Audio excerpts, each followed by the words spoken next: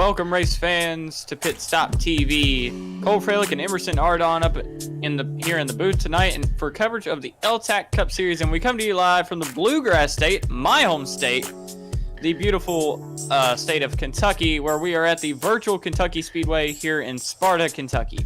The first time this track was used was in 2000 with the ARCA Series. Shortly after, the likes of Indy Lights and IndyCar would try out the flat 1.5 mile tri-oval, followed by the Trucks and Xfinity Series, and until 2011 there was no Cup race, but it's been run ever since the summer of 2011. The last time we saw the L-TAC guys, it was at the Talladega Superspeedway, where Stephen Parrott went on to collect back-to-back wins. That puts him up atop of the standings with a 13-point lead over Landon Durhold, with 3 races remaining in the L-TAC chase for the championship. Here on PitStop TV, we've seen these drivers tackle the rollable, a short track, and a super speedway, so who knows what's in store for a flat 1.5 mile track with a treacherous turn 3. With that being said, Emerson, let's take a look at the rest of the point standings heading into Kentucky tonight. Right. Right, so you see, obviously we have Stephen Parrott, 13 points to the good on Landon Durhold. You see Jeremy Berger there in 3rd, Mario Lapinta 4th, Nate Brooker, the last one in the top 5 with a couple wins, 1st and 2nd. Obviously Parrott, Durhold have a couple 3 and 2 wins. Nate Brooker has 2 wins. Demarius Hickenbottom 2 wins there, sat in 8th, and this is our top 11. I believe these are all of our championship contenders here tonight at Kentucky. Yeah, so I do want to update on Nate Brooker. He was actually, we were told that he will not be here for the rest of the season, so unfortunately he will drop down the order. We saw him run pretty well here in the 3 races we've covered, but unfortunately tonight he won't be here, and work got in the way of that, which, I mean, this is sim racing, so work can get in the way of things. It's totally fine. It's totally okay. But, you know, that's just the thing that happens in life. Work gets in the way. You lose time due to that, and you just can't do anything about it. But tonight we're looking at having a really fun race. But before we can get into tonight's race, we do need to pay the bills. I need my toilet paper after all. I need 4-ply, don't need 2-ply or 1-ply. Ugh. But we're going to start off with USRA, the United Sim Racers Association. I don't know why I got United States out of that, but it was created with the intent to bring the racing back to the drivers. Their Grand Am series showcases Daytona prototypes, GT4, and touring cars with fixed setups, with the intent to have the driver win the race, not the setup. Season kicks off in September with the 2.4 hours of Daytona. To learn more and to sign up, visit them at UnitedSimRacersAssociation.com. And while we're on this, I do want to give a little bit of a testimony for these guys. Warren Keith, he does an absolute amazing job. If you were here Wednesday night, you saw me and Warren actually duking it out for a spot, for a top 10 spot there on the last lap. And me and Warren, good buddies. I want you guys to go support this league all you can. I believe we've talked about having their stuff here later on the channel later in the year, so we might have some of their stuff coming up soon. Definitely go support these guys. Go sign up. If you have an iRacing account, you want to get into road racing, do it. It's going to be fun. I'll be there. Warren will be there. Andrew, I think he's going to help out as well. So a lot of the guys you see from PitStop TV will be there, and you'll enjoy it. But Emerson, why don't you take us through permanent makeup in Maine?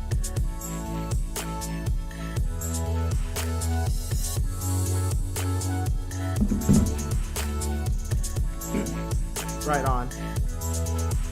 When it comes to your appearance, you deserve the best care that money can buy. Here at Permanent Makeup and Cryo in Maine, the owner, Ashley Bollier, is a certified micropigmentation specialist who provides professional, safe, and personalized services. If you're looking for the best solutions for your PMU concerns, give us a call today to book a consultation.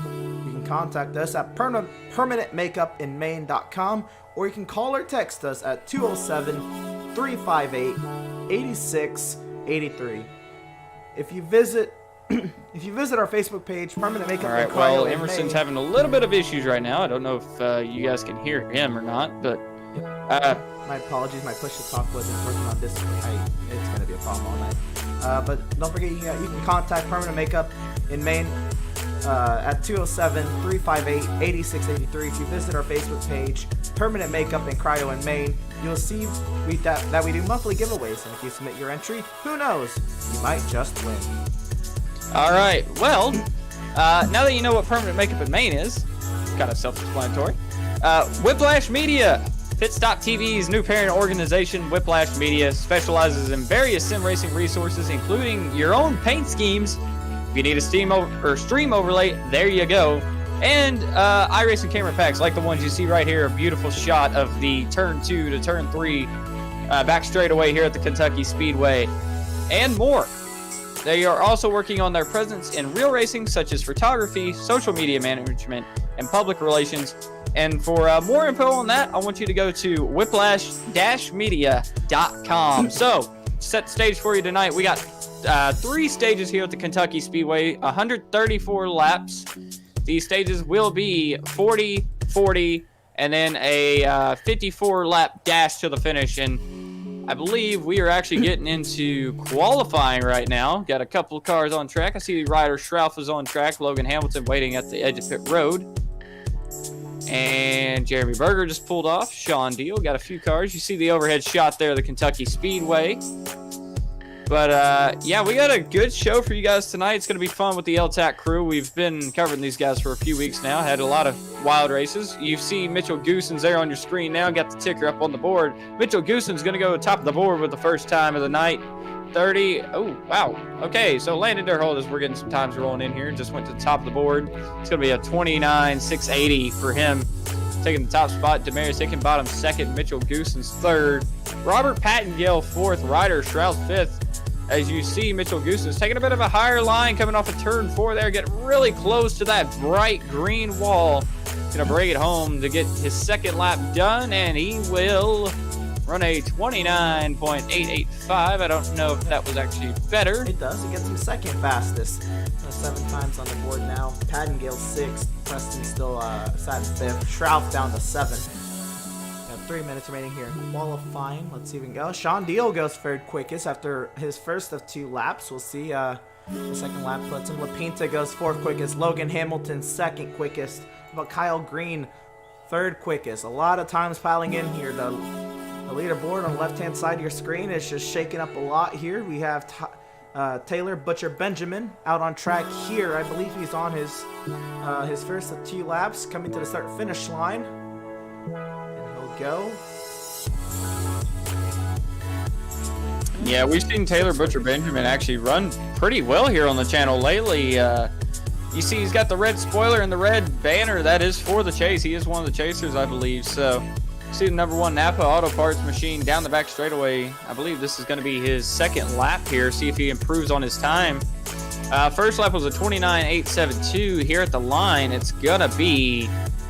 As he crosses the stripe, the lap will be a 29.769, puts him P2 on the board. So, going from about 6th quickest to 2nd quickest.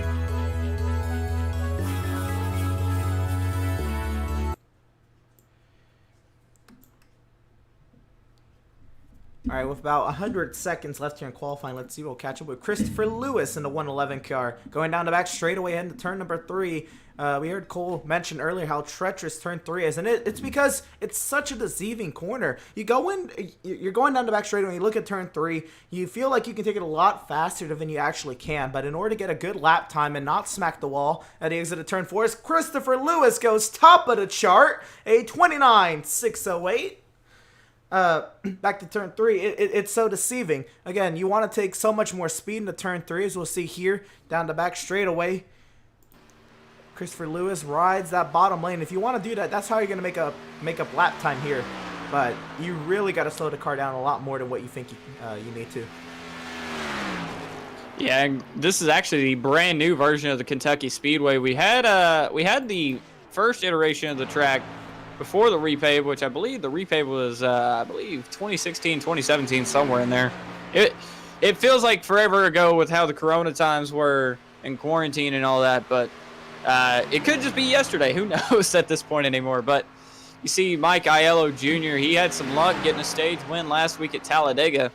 He's going to be at a 29.624. That's going to put him third on the board right now, and he's on his second lap. Loose through turn one. That's definitely going to hurt the lap, though, so I don't think he will better his time. But you see the number 74 Yoo-Hoo machine going down the back straightaway now. Yeah, it looks like the last two drivers who are not going to take time is going to be the 00 of Kavaha Holt and the 82 of Lauren McFadden. They will not set times here as time expires on the lone qualifying session here at the Kentucky Speedway. Looks like it is time to go through our starting lineup. Let's see here.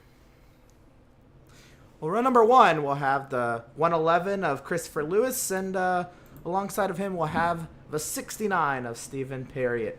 Looks like in row number two, we'll have the 74 of Mike Aiello Jr. and the 96 of Ryan Duke. Row number three, we'll have Landon Durholt and Tyler Butcher Benjamin. Row number four, we'll have Logan Hamilton and Kyle Green.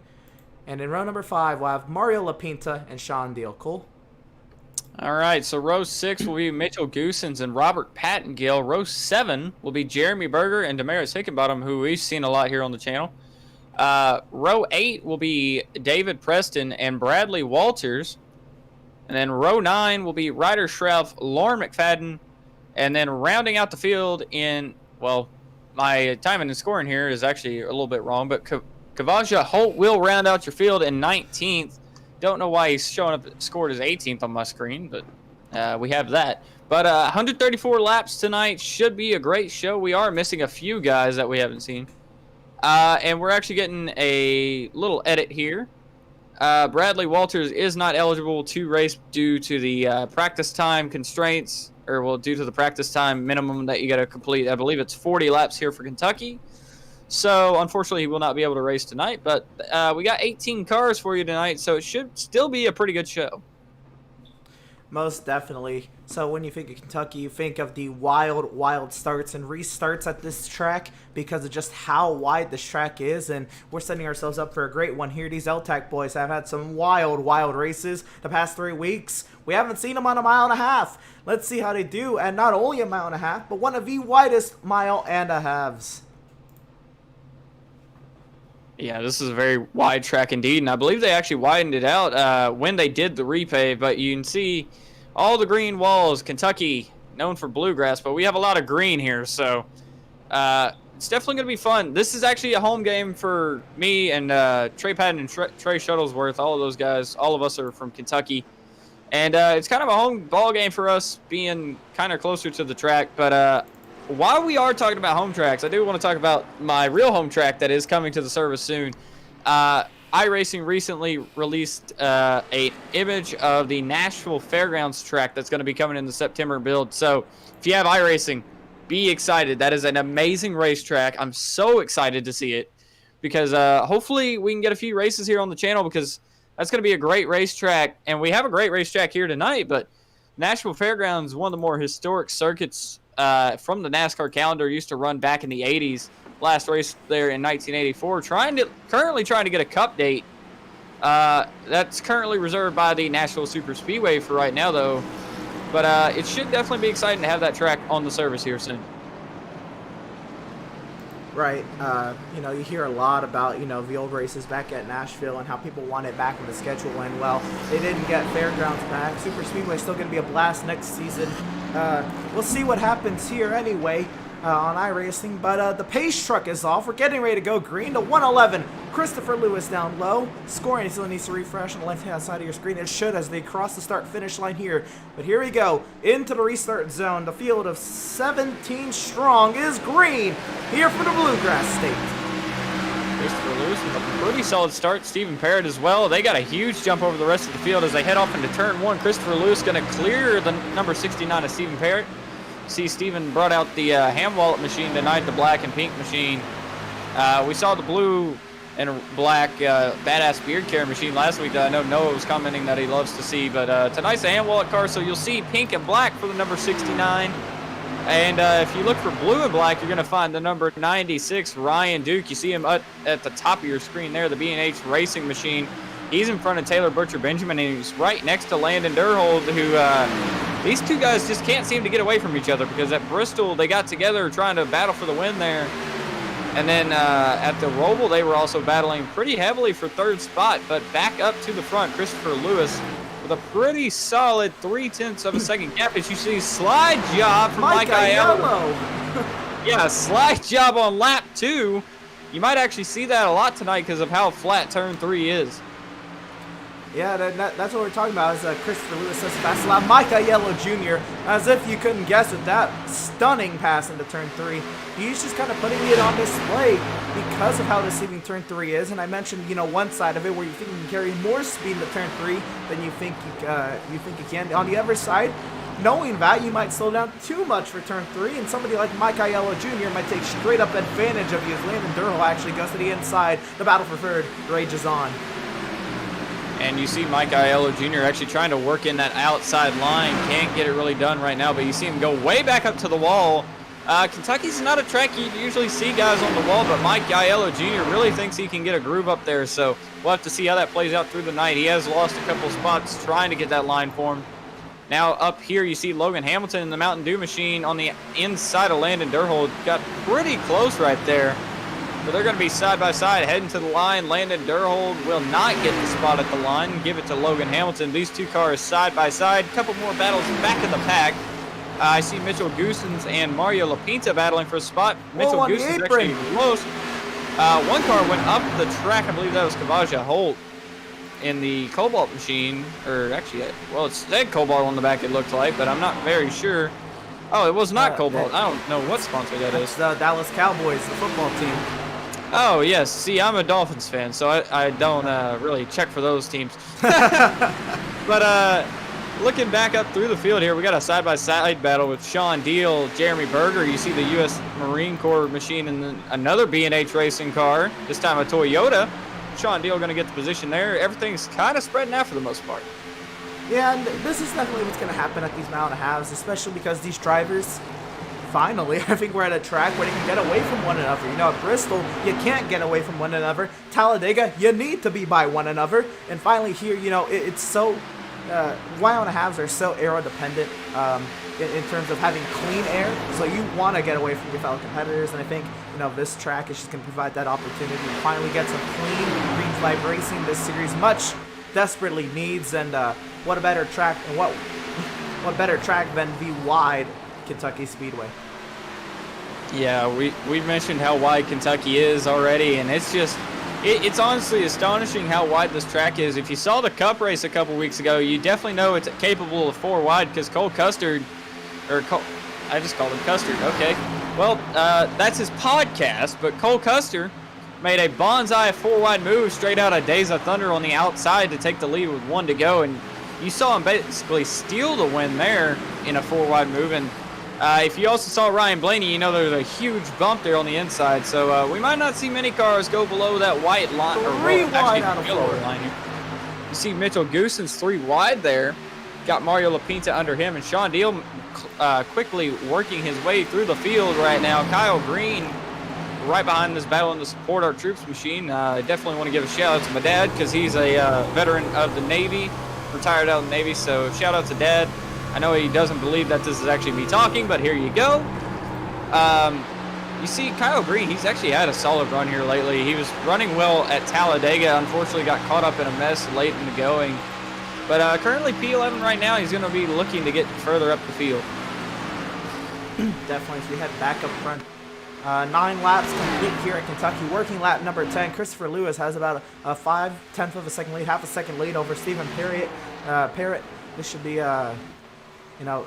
this should be starting to spark up some thoughts in Parrott's mind. How is he going to get to Christopher Lewis? You know, he's on a 2-win streak right now after Bristol and Talladega, and let's see if he can get it done in one of these cookie cutters.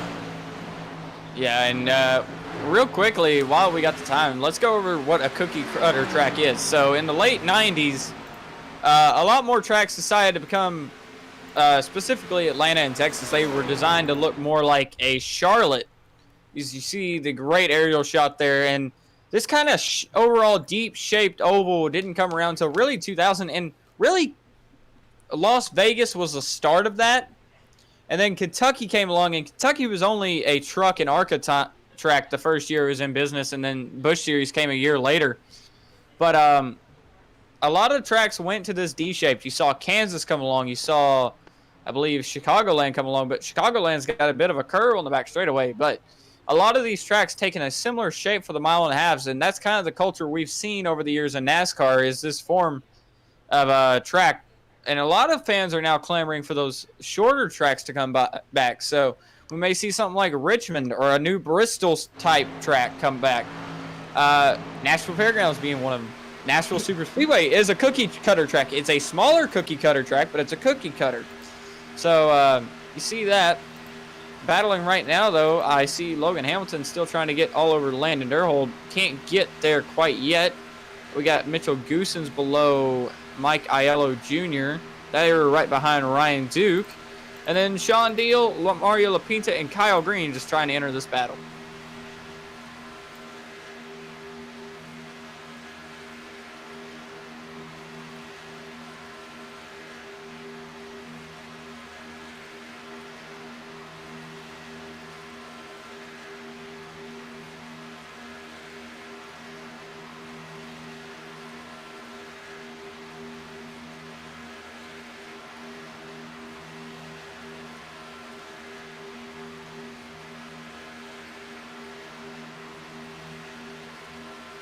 So while we work to get that formed up, or, well, figured out, I will just kind of take you through what's happening right now. Right now, there's about a 5 to 6 car group.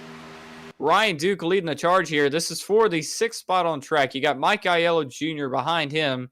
Mitchell Goosens in the 8th spot following them. Mario Lapinta on the high side. They're starting to get that high groove worked out right now. And then Kyle Green is behind this battle. And okay, there's our, well, we have some picture there. All right. All right. All right. So we're still working on the video here. We're trying to get it figured out. While we wait here, Christopher Lewis still your leader with a 0.3 of a second gap over Stephen Parrott. Stephen actually starting to run down the number 111 right now. And you got Taylor Butcher Benjamin right behind these guys. We talked about Taylor a lot. He's done really well over the last few races and definitely looking for a win because he hasn't really been able to quite seal the deal with the number 69 of Stephen Parrott stealing all the wins. And then Stephen's teammate, Ryan Duke, stole the win at the Roval from Logan Hamilton, who currently runs 5th, by taking 4 tires with, I believe it was 7 laps to go. Ryan Duke, he is currently 6th right now. You got Mike Aiello Jr. back on the top in 7th. Mitchell Goosens in 8th. Still trying to work on him for that 7th spot, but can't get anything done. And Mario Lapinta come to their outside. So this gaggle of cars still really hard battling, and we are 18 laps into this event. But for now, we're just going to take a quick break while we sort out the audio issues we got here. Or, well, not audio, but video issues.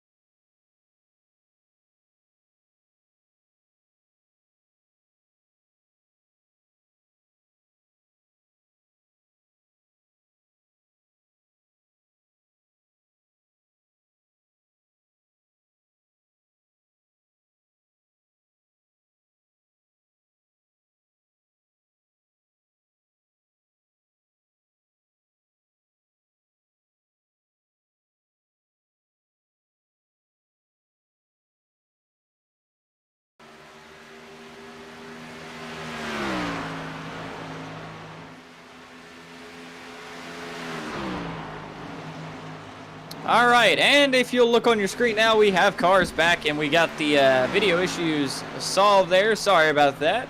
Christopher Lewis, still your race leader. Stephen Parrott behind him. Now open up a 0.4 of a second gap over him. And then Taylor Butcher Benjamin about a 1.5 seconds off of these guys. And really, Christopher Lewis showing some muscle early here in the going. The stage will be at the completion of lap 40. So if Christopher Lewis can hold on 20 more laps, he'll have himself a stage win in the bag. Right, yes. Christopher Lewis, I mean, he's been leading from the get-go. Stephen Parrott, he's gained a little bit. Oh, he's starting to gain now. I think the tires are starting to get to Christopher Lewis. You see the line that Parrott is taking is a little bit closer to that yellow line. You don't want to hit it, but you want to be right above it. It's the shortest way around. You want to hit the apex. You're going to get that nice exit. Oh, I think he missed the entry that time. Oh, here comes Christopher Lewis to pit lane. Never mind. Yeah, so these cars do run on a shortened fuel number, so we will see some pit stops mid-stage here. Christopher Lewis came in. I believe Jeremy Berger was actually one of the first cars on the pit lane. So you'll see some strategy in play here. Christopher Lewis trying to split this stage in half so he can pit at the stage break. But that will hand the race lead to Stephen Parrott, who has won the last 2 races, had a shot to win at the Roval, but unfortunately wrecked late in the going, was not able to finish that race. We got to report Mike Aiello Jr. pitting in this time as well, so definitely going to see some green flag stops here about halfway in, or well, just over halfway into the stage. Right, along with Christopher Lewis, you have Mitchell Goose and Jeremy Berger, Landon Durhol, Logan Hamilton, and now we have Mike Aiello and Sean Deal in. So that is now actually 7 drivers who've now made their pit stops here. Back up front, Stephen Parrott. How long will he stay out here? Knowing that he won't have the tire advantage, knowing he has to pit, here he comes. Shut me right up. Yeah. Yeah, I was waiting for you to finish there because I didn't want to interrupt, but Steven had actually just radioed he was coming in this time. Another car in is his teammate Ryan Duke. So both of the B&H Racing cars on pit lane. Mario Lapinta is there as well. So we got 3 takers. David Preston hot on the brakes coming into pit lane. And the pit speed is 45 miles an hour. I was looking at pace car speed there for a sec. But 45 mile an hour pit speed, and that's definitely tricky to go through turn 3 and then try to get the car woed up to 45 miles an hour. Definitely. So the next thing here is Taylor Butcher Benjamin takes over the race lead. 26 laps in, 26 laps complete. Where does Stephen Parrott come out in relation to Christopher Lewis? And we'll be watching it right here. Here comes Parrott off, and Lewis goes right on by there. That's the difference of fresh tires. For Lewis already through turn 2. Parrott on the apron coming off of turn 2 right now. That's almost a straightaway difference. Yeah, so Christopher Lewis probably had a lot more speed coming into the pit lane, honestly, because we saw Stephen Parrott take a more gentle approach to it. But Christopher Lewis going with the undercut, really helping himself out there. He's late, or he should cycle out to be the leader once the green flag cycle is done. But right now we got Taylor Butcher Benjamin leading. Damaris Hickenbottom is second. Ryder Schroff third. And Kyle Green, who's actually on pit lane, and you see him there on the screen now, he is fourth. I think I was about to enter somebody else's pit box for a second. Yeah, that's probably not too hard to do, honestly, tonight, because the pit road at Kentucky is a little bit darker than most tracks, so you could mistake somebody's pit box as your own. You see him coming, or that's actually Taylor Butcher Benjamin. I saw a black car, couldn't really tell at first there. So Taylor Butcher Benjamin on pit road right now. He will surrender the race lead to Damaris Hickenbottom, I think, if I can find Damaris. Yep. Yeah, so Damaris just takes the race lead there. He's got Ryder Schroff behind him. And then third place should actually be Christopher Lewis, who is just under a lap down. Yep, Christopher Lewis here. He'll be coming around. I believe he's passing Tyler Butcher Benjamin right there. And that puts Christopher Lewis up to P3. Along with Christopher Lewis, now Landon Durhol enters the mix. He's in theoretical second. He's in 4th place right now. Theoretically second behind Christopher Lewis. Is about a second behind. So a new player into the mix with about 10 laps remaining in stage number 1. Can Landon Durhol find the speed, at least on the short run, because tires are not going to mean too much, only for the next 10 laps until the stage break? Can he maybe use up that right for a little bit more to find some speed out of it? If he does, I would say it's going to be later in the run here, because you really don't want to be abusive in the first 5 laps on that right front. I've learned that the hard way. I always burn off my right fronts, especially when I'm doing NORC 87 car races. If you saw the broadcast Tuesday of that race and you saw me just completely make a goof of myself, then there you go. But you definitely want to be easy on the right front, because with the V7 tire model, the right fronts of these cars are so important. You want to keep that tire intact. You got to take it easy on those first like 5 to 10 laps. That way you can have some tire later in the going, especially in a pit cycle like this, because we only have about 18 laps, I would say, on these tires. So really, you need to save it for about the first 10, then go hard those last 8 laps of this stage. But Christopher Lewis, pretty huge gap back to Landon Durhold. That's about, I believe, a 1.5 second gap between those two race cars. As you see Damaris Hickenbottom surrendering the race lead. So Ryder Schrauf going to stay out there as he's coming to pit lane right now. A bit of a shaky entry. So he will surrender the race lead. That will cycle back to Christopher Lewis, who will take the race lead. It definitely should. I'm a little questionable on that entry. I think he was all the way on the apron. Was he out of fuel, or maybe just trying to have a conservative pit entry? I would definitely think conservative pit entry, because that car sounded like it was under power when it passed one of our cameras there. But he will come to the pit lane, and I don't know where he will cycle out, but I don't think it'll be too great, because a lot of these cars have new tires, so they'll just blow the doors off of him. He overcuts top 10. And yeah, he's already out of the top 10. So there you have it. He did confirm that he was out of fuel and pit entry. So that's why we saw him below the yellow line there. Thanks to Nolan for giving us that info. Christopher Lewis, though, your race leader, after not leading a couple laps there, he's led most of the laps so far tonight, 34 laps in. And Landon Durhold desperately trying to catch him, but he's opened up a 2-second gap over the number 94 machine. Yeah, Landon Durhold, contrary to what I said, he would be able to try to do, or at least wanted to do, would try to find a little bit extra speed, knowing that it's a short run to the end. Not possible. It's actually losing time. Maybe he is trying, maybe he's just losing time. It's not 2.3 seconds to gap. Stephen Parrott, he's down 7 seconds behind Christopher Lewis. That definitely took a turn. Pitting just 2 laps earlier can have that much of a difference, where actually Stephen Parrott battling with Logan Hamilton. Yeah, you see Stephen Parrott and Logan Hamilton battling pretty hard there. That's out of turn 4 right now. And Logan Hamilton, we saw him at the Roval broadcast, nearly won the thing until a late pit strategy call kind of messed his whole race up. Took 2 tires instead of 4. And Ryan Duke took those 4 tires, and they proved to be very useful in the end there, because Logan Hamilton had a lot of rear grip struggle there towards the end. So Logan Hamilton definitely going to be looking to not make the same mistake tonight. He's running pretty well so far, up to 4th position right now. And that number 12 Mountain Dew machine is slowly creeping up to the front. Right. Looking back here, there's actually battling for what would be the 10th position. I'm not exactly sure how many drivers get stage points here, but if it is the top 10, this is the battle for 10th. Houston's up high. It looks like Jeremy Berger down low. Oh, they're also trying to reel in that 44 of Sean Deal. Yeah, and I will say, it looks like a lot of cars are actually trying to work in that middle to higher lane right now. You see Mitchell Goosens kind of running a little bit about a groove off the bottom there, but in 1 and 2, a lot of these guys have been up towards the wall trying to make a pass happen. Saw Mitchell Goosens make it there happen in turn 1 that last time. Going to be trying to catch the number 44 Sean Deal. But it just looks like a bunch of those cars trying to run like the middle groove. You see, not exactly on the yellow line, now on the yellow line, but that entry, they are really way off the bottom. And also another thing you'll notice on the bottom lane there, you see where they kind of use like some sealant there on the inner groove to try to patch up maybe part of the racetrack deteriorating there.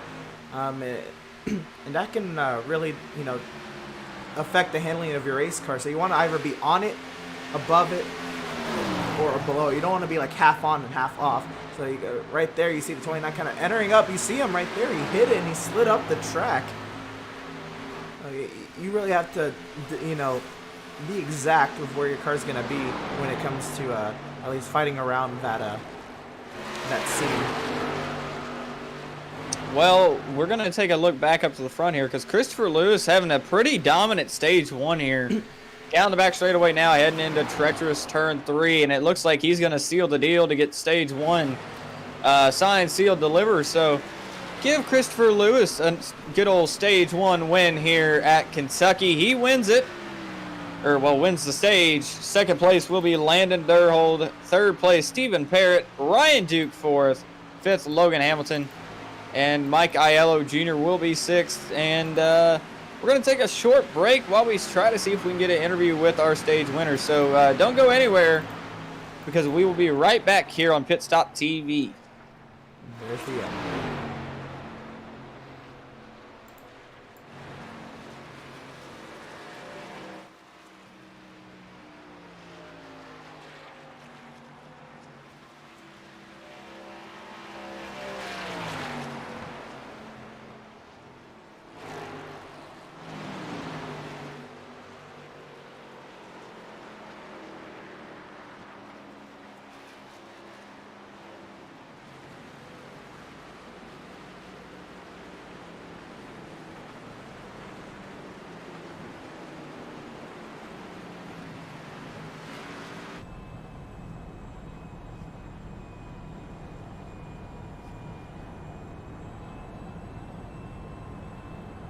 All right, welcome back to continuing coverage of the L-TAC Cup Series live here from Kentucky Speedway.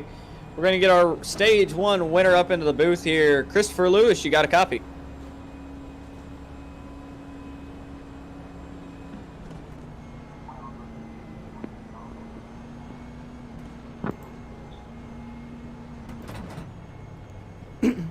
Hey, Chris Lewis. This is PitStop TV in the booth. You got a copy?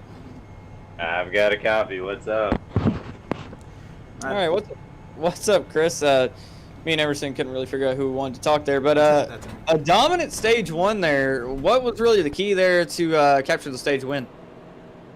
Closing my eyes, to be honest with you. This is the race of my lifetime. I practiced 12 hours for this, so it's been a long week, but I wanted to win this one. Well, rightly so. Kentucky's always a good place to win. Looks like you're going to get off pit road first here, so great pit stop by your team there. What's going to be the strategy really going into stage 2 and 3 to capture the win tonight? Really just track position, staying in front, getting that clean air, and avoiding all the mayhem in the back. It looked kind of sketchy behind me for a little bit, but hopefully I can stay up front and I can just keep it clean. All right, well, Chris, before we let you get out of here, who do you got to thank for your stage win tonight? I want to thank the boys back home, iRacing, Asheville Rooftop Bar Tours. Dylan Parker and AJ Stravato have really helped me out this race. They practiced with me for 8 of those 12 hours, so I love those guys to death. And again, to my sponsor, Asheville Rooftop Bar Tours, and hi, Mom. All right, well, thanks, Chris. Hopefully we're seeing you later tonight. Thank you, buddy. So that was Chris Lewis, stage 1 winner. Hasn't really had much luck in the other broadcasts we've had, but tonight he's putting on a career performance leading this thing. And he said this is the one he wanted to win, and Rooftop Bars. Great sponsor. When I eventually turn 21, we'll get there. But you see that machine leading the field right now. Pretty cool paint scheme as well.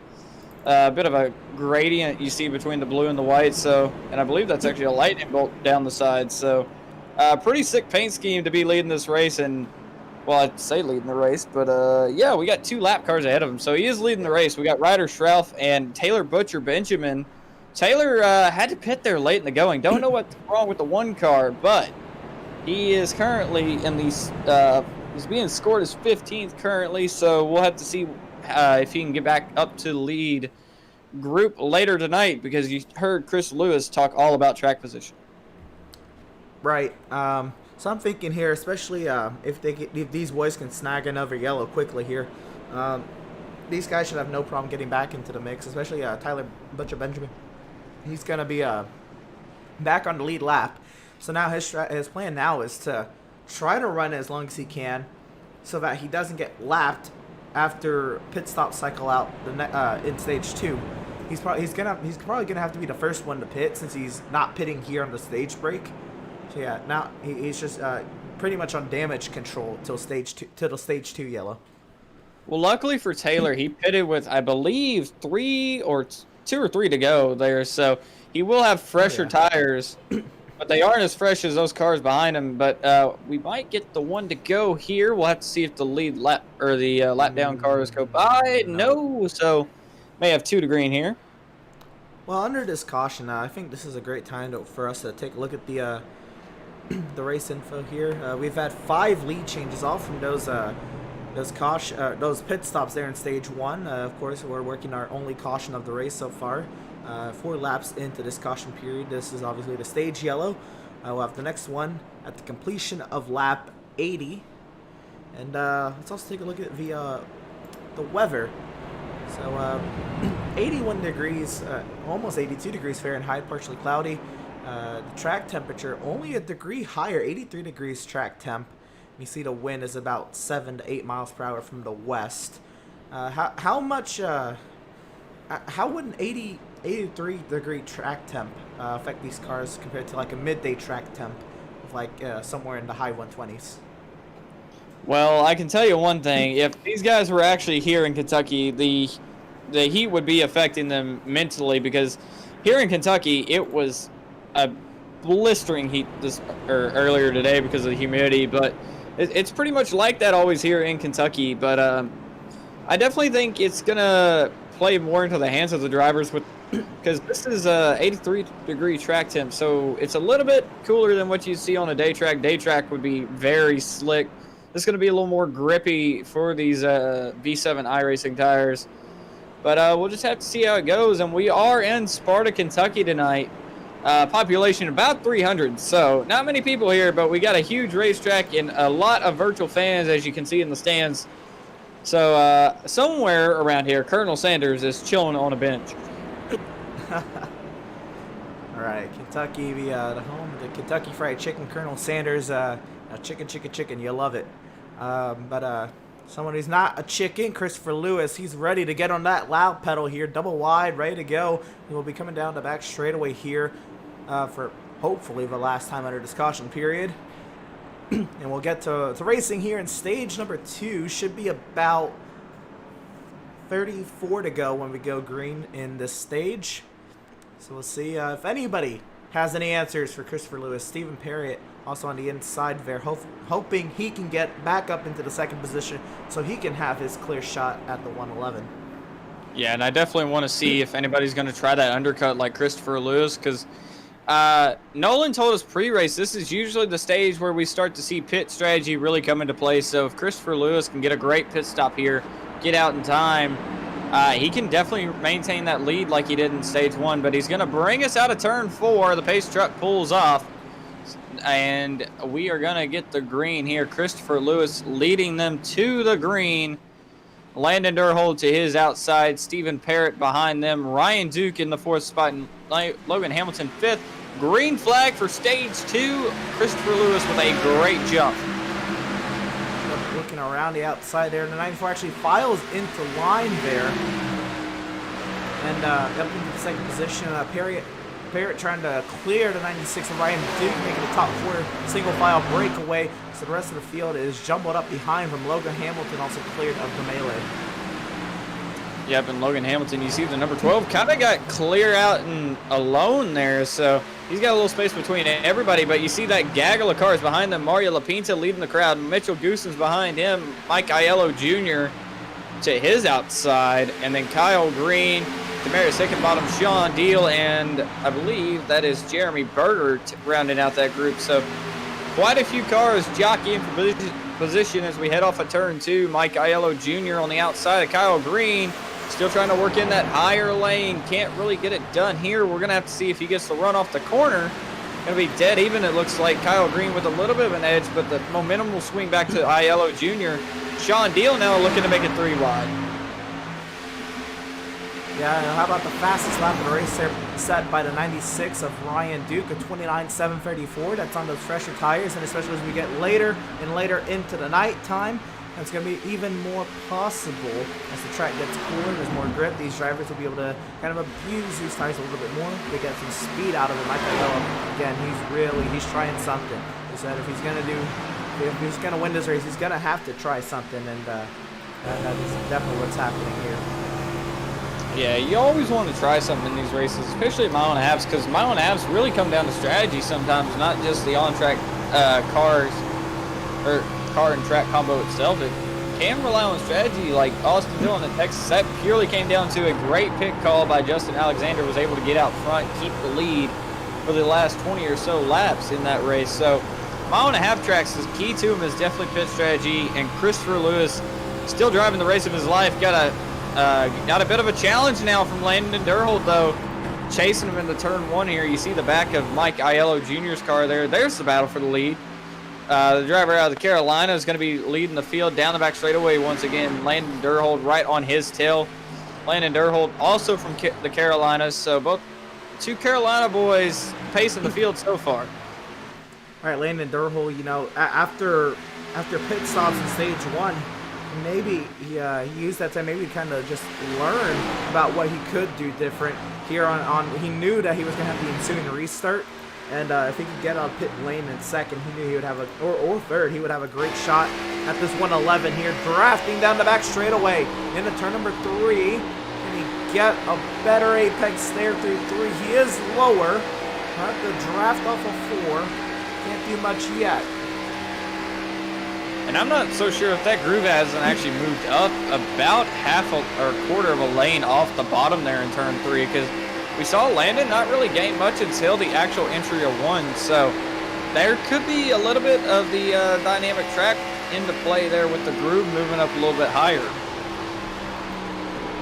Yeah, definitely. It's also, I believe, part of the tires aging that these drivers are just going to be searching to see where, you know, these old rubbers will work best. And I still think the fastest way is on the inside, but yeah, you do want to have the momentum down the straightaways.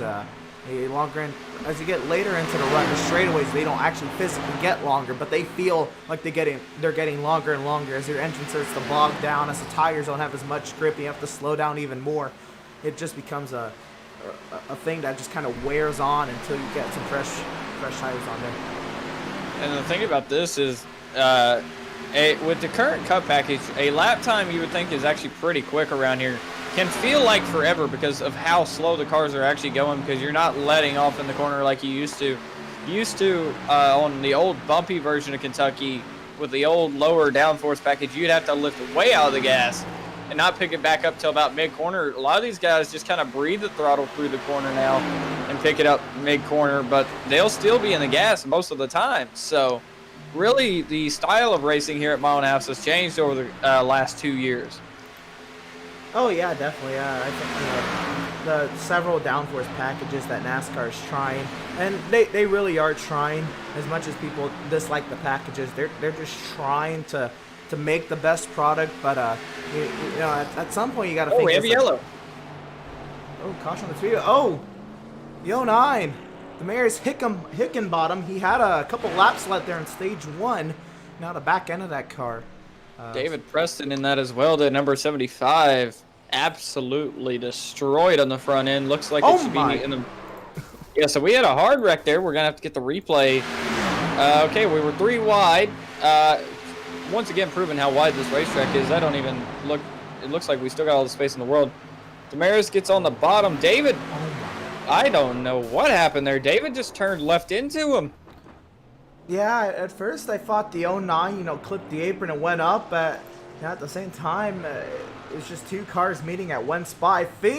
What I think happened, and I'm not trying to put words in his mouth or anything, was he was just trying to get behind the 75 of Preston, was trying to get behind the 1 of Tyler Butcher Benjamin to try to follow him into the corner after that wide entry, and at the same time the 09 was there, and wow, wicked hit. Yeah, vicious hit there into the wall. Luckily, they both have resets, so they'll grab some new cars because that's definitely going to warrant a couple. But looked like David Preston ran that higher line in turn 1. Maybe he wasn't expecting the car to be to turn as sharply there. Just turned down into Damaris, and hard they went into that wall. Oh yeah, check out this onboard here. Onboard with the 09 with Damaris at the bottom. See there, he hits the apron, he slides up, and you know he just got right rear. That's tough. Again, no not any fault of David Preston. I think he was just trying to follow the one car and just didn't know that the 09 was to his inside.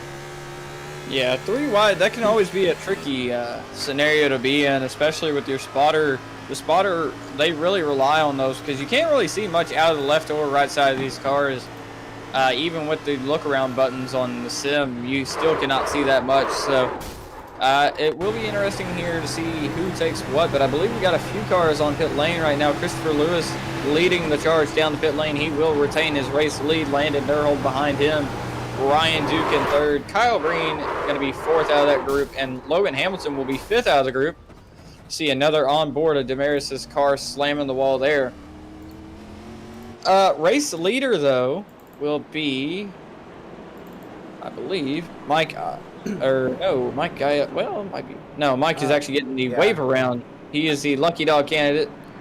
Ryder Schrauf going to be still trapped a lap down. Damaris going to be trying to get, I believe, a lap back, or maybe got trapped behind the pace car there. I'm a little confused what's going on with Ryder Schrauf. I don't know if there's any problems with the car or anything. But he again, he was getting the wave around last caution. It was going to put him on 1 lap down. And I thought this early yellow in this stage would help him out and put him back onto the lead lap. But I look at scoring, and he's still 2 laps down, even being in front of the current race leader. I'm amazed what's going on there. Hoping, they can get it fixed up and get some luck in stage 3 with some yellows, or, the stage yellow at the end of this stage. Hoping some things fall his way. All right, so we figured out what happened there. Ryder actually pitted very early in stage 2, so that's what put him 2 laps down, almost 3 laps down. So that's what's happened to the 58 car. Damaris Hickenbottom, you saw him in our last yellow here. I believe he has not gotten his, well, he may have actually got his reset. So, yeah, he got his reset. So Christopher Lewis will retain the race lead. Landon Durhold will be second. Ryan Duke in third. Kyle Green fourth. Logan Hamilton fifth. Jeremy Berger sixth. Seventh will be Stephen Parrott. Mario Lapinta in eighth. Ninth is going to be Mitchell Goosens, and rounding out your top 10 will be Taylor Butcher Benjamin that we talked about earlier, trying to get his lap back and get back through the field. All right, remember, he was right in the center of that incident, made no contact, but, man was literally in the middle of that 3 wide, and I'm sure he saw, his race flash before his eyes there, having to use a reset early. Thankfully, he didn't, but it could have ended badly. It could have been more cars involved, considering he was right there. Yeah, definitely, and it should be an interesting way this race goes, though. I believe we got 2 to green right now, so yeah, this has been a challenging race so far. We haven't seen many yellows, and that was really our first accident of the night. The only yellow so far was for the stage before that, so 60 laps into the night's event, Christopher Lewis still showing that muscle. Yeah, definitely. Again, there's 5 lead changes, but all of those lead changes were from pit cycle. Christopher Lewis has not lost the lead physically on the racetrack. He has been the absolute man up here. He's fought with our current our defending race winner, Stephen Parrott, with back-to-back race wins at Bristol and Talladega, trying to make it 3 in a row, but things get harder. He restarted this stage in third. He's all the way back to 7th. He's going to have to work his way through the field now if he's even going to have a shot at a stage win here, and he's got to really put his head down and get to work at winning this race.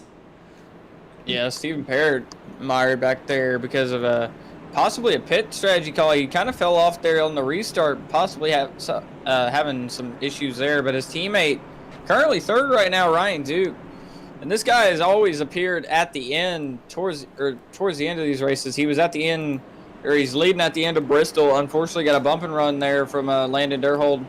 Took him out of the contention for the win. He still finished third, I believe. Talladega, he was pushing his teammate to the line when they bumper hooked and all got together there, setting up to be a photo finish. And then the Roval, he just flat out stole the win from Logan Hamilton, who restarts right behind him. But we're getting ready to restart here. So to reiterate the top 5, It's going to be Christopher Lewis leading, Landon Durhold second, Ryan Duke in third, Kyle Green in fourth, and Logan Hamilton going to be the fifth car in that top 5. So a whole cast of characters up here at the front. Right, definitely. A whole cast of characters, but everybody's still fighting for that goal. Everybody who's not Christopher Lewis is gunning for that 111 on this restart. We'll see what happens here. Landon Durhold now restarts second once again. He's able to keep with Christopher Lewis on a short run here. We'll see what happens. Again, these guys, they did just pit under that yellow, so everybody up here has fresh tires. We'll see once again if we get a mirror of the restart that started stage 2, or if we get a new outcome. So far, Christopher Lewis has been the man. Let's see if he can hold it on this restart. All right, so Christopher Lewis going to bring us to the restart. We got about 20 laps to go in the stage, so it'll be interesting to see how this one plays out. Christopher Lewis brings them to the restart zone. There it is. And we are in the restart zone. Christopher Lewis takes off. So you see him jump ahead, gets a big jump over the rest of the field. He's going to be ahead of Landon Durhold entering turn 1. Yeah, 3, almost 4 wide behind. I think they were for a split second. Durhold actually falls back behind the 96 of Ryan Duke, who is on a mission here. Ryan Duke, never mind, that was I thought we saw a yell. I forgot about the override. Anyway, here comes Durhold to the inside of Ryan Duke. Clears back into the second position like he wasn't even there. As they head off of turn 3, or turn 4, actually, you see Jeremy Berger tucking in behind Logan Hamilton. He actually had a big moment off of turn 4 there, got a little bit loose. But entering turn 1, Landon Durhold leading Ryan Duke right now. Or, well, in second, leading Ryan Duke. Yeah. How about Logan Hamilton? He made it up to 4th, and just when I said about Stephen Parrott up in he was restarting 7th, already back up to 5th. Looking on Logan Hamilton for 4th. This is definitely going to be interesting to see if Parrott will be able to get back up there. And fastest lap of the race, once again, Landon Durhold, 29.626. And you got to wonder if Landon's maybe pushing his tires right now. Maybe they could wear out in this a little bit of a 20-lap run, because Kentucky is very hard on tires with how flat these corners are. Do not know the exact banking size, but this track is very rough on tires. With my experience of running a truck, they do wear out after about 10 laps. So it's very easy to overpush your tires here, and Landon could be doing just that right now. Right. But again, you know, he is closing that gap. Look at that. It was about a second. Again, he had to pass the 96 of Ryan Duke once again, and closing that gap ever so slightly. He wants that 111, man. He's been staring at that back bumper for quite some time now, and he would hate to finish stage 2 right behind him. Yeah, Landon Durhold definitely. Landon Durhold definitely trying to get that race lead. Definitely wants that stage win. Has come up short here in a couple races and a couple stages. So Landon definitely trying to get it done in the InfoWars car, but the rooftop bar car is still leading the field here. We may all have to go out to a rooftop bar. Well, you guys can, since I'm not 21, but y'all go check that out. Definitely don't drink and drive. For anyone watching, if you're a kid, don't be drinking at all, even though a lot of people break that rule. But anyway, I digress. Christopher Lewis in the rooftop bar machine still leading the way here. Lap 67 of 134 completed tonight. Going to be lap 80 when we do complete the stage. Right on. Looks like Christopher Lewis holding station, not losing time, not really gaining time on that 94. Looks like Ryan Duke also trying to see if he can work up something. Logan Hamilton, the top 4 are within 1 second of each other. Stephen Parrott trying to get back into the mix, but he's lost touch a little bit. Well, he has gained 2 spots since the restart, so he's slowly climbing his way back up through the field. But that definitely goes back to the track position that Christopher Lewis mentioned when we talked to him after stage 1. That's definitely a key factor here at Kentucky because you do not want to be behind too many cars because you could get mired back there. Taylor Butcher Benjamin doing a great job behind Stephen Parrott, getting back up through the field, the one machine up to the 6th spot right now, running about comparable times with the rest of the field. Everybody's running in the 30.2 bracket at this point in the going. Taylor Butcher Benjamin was actually faster than the leader that lap before last.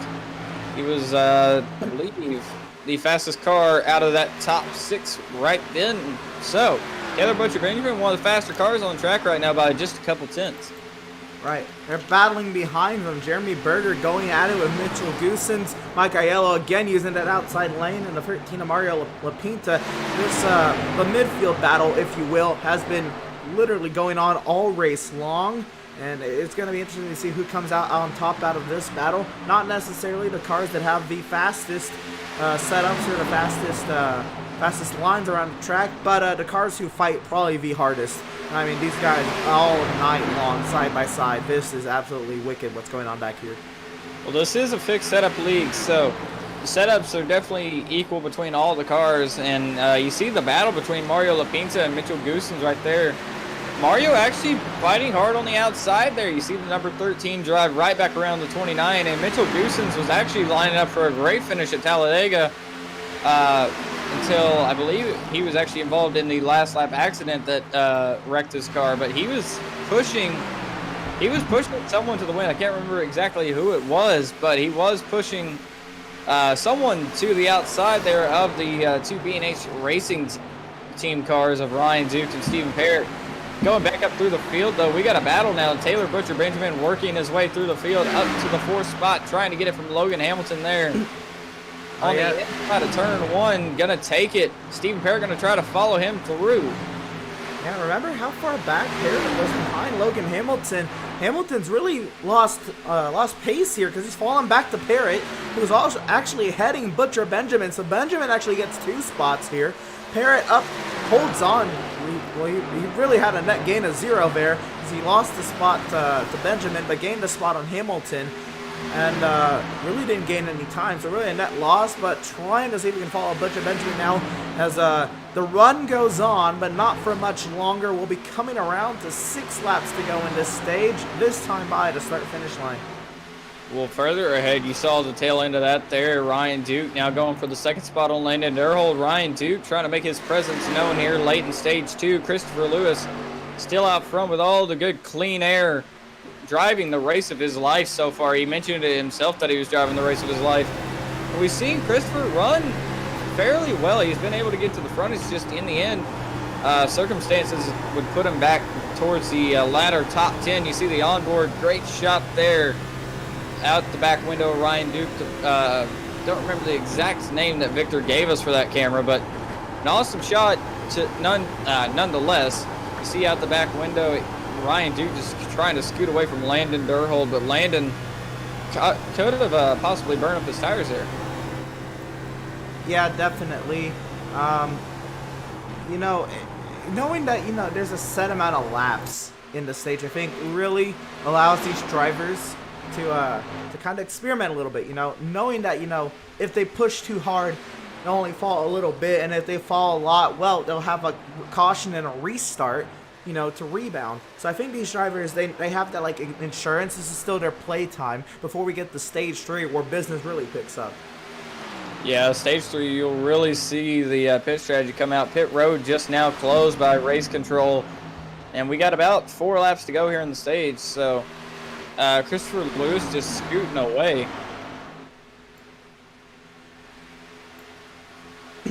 Yeah, I mean, he has been the man all race, but earlier in the race, he had a huge gap. Early in stage 2, he had about 2.3 second gap. So the gap he has is smaller, but it's still a large gap in terms of, you know, oval racing. So it's shrinking, but we'll see. The field is learning. You can definitely tell.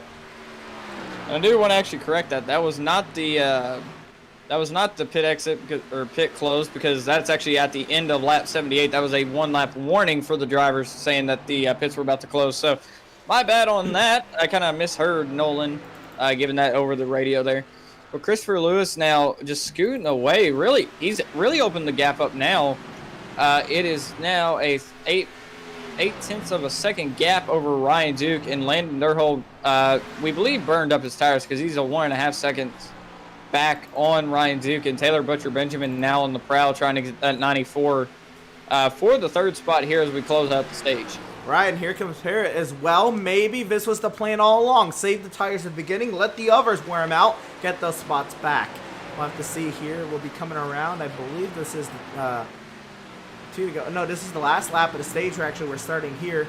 So this is going to be quite the battle for some stage points here. See what goes down. Durhold wearing his stuff out. Butcher Benjamin ready to go. Parrott ready to pounce as well. Christopher Lewis, though, all the action out the back for him. He's coming through turn 3 and turn 4, going to capture the stage 2 win, it looks like. So the 111 car saying, driving the race of his life, give him the second stage of the night. He's going to sweep him. So we'll get him up here, but we're going to take a short break right before that happens. Landon Durhold's going to get second in that stage. Landon Durhold will get third, my bad. Ryan Duke second. I kind of skipped over Ryan. Sorry about that. Taylor Butcher Benjamin fourth, and Stephen Parrott coming back after restarting 7th up to the 5th position to end that stage. But don't go anywhere. We will be right back here on PitStop TV with your Stage 2 winner.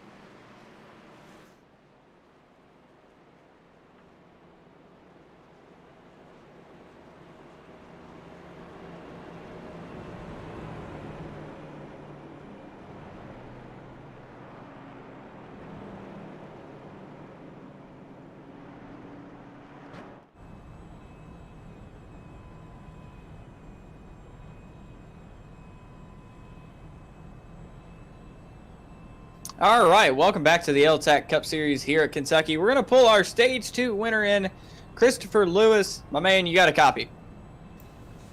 Yeah, I got a copy. All right, Stage 2, buddy. You said you were driving the race of your life.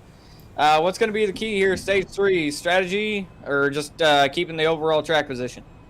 Doing the same thing, keeping it clean, not hitting the wall, and not pushing a little too hard. These tires, they wear so easy. And 3 and 4 has been a challenge. I'm plowing. It's hard, but we're hanging in there. Well, you talked about plowing in turn 3 there. Has the car been loose for the most part at all tonight, or has it just been tight all night?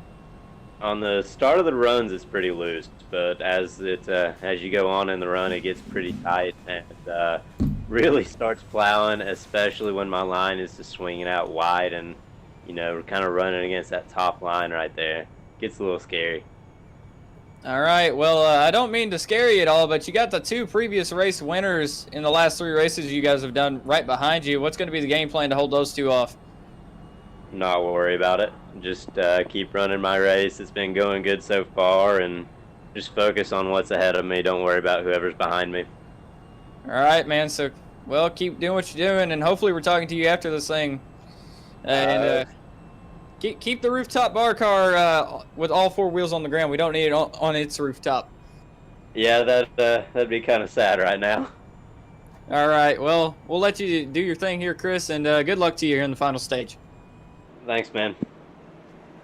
All right, so that was Chris Lewis. He's leading this thing. He's led most laps tonight so far, and you can see he started first, and currently is first. His highest of the night's been first, and his lowest of the night's been 12th, but that was due to pit cycles. But that machine's been out front all night, and it's been really strong. Yeah, again, it has not been passed on the track, like, at all. I mean, he's led every lap he's been on the track. Okay, well, that's a lie. He's led every lap he's been on the track where everybody else was on the same cycle as him. If that makes sense. You know, I'm talking too much. Yeah.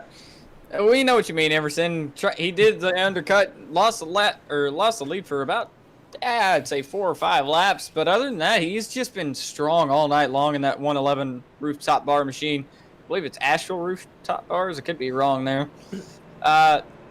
Once again, not 21. So that kind of goes one ear out the other when I hear bar. So yeah, neither am I, man. Emerson might need one, but yeah,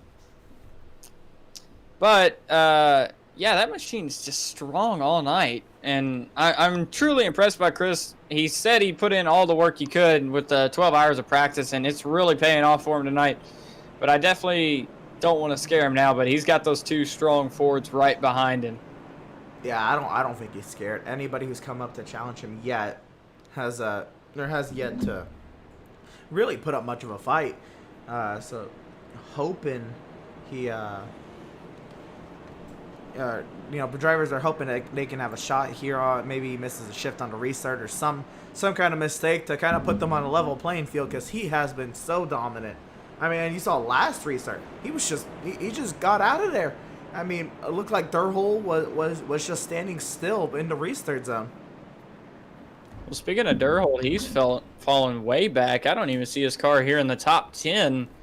So Landon Durhol, yeah, he's way in the back here. He is, I believe, 12th right now. So something happened to the 94 there.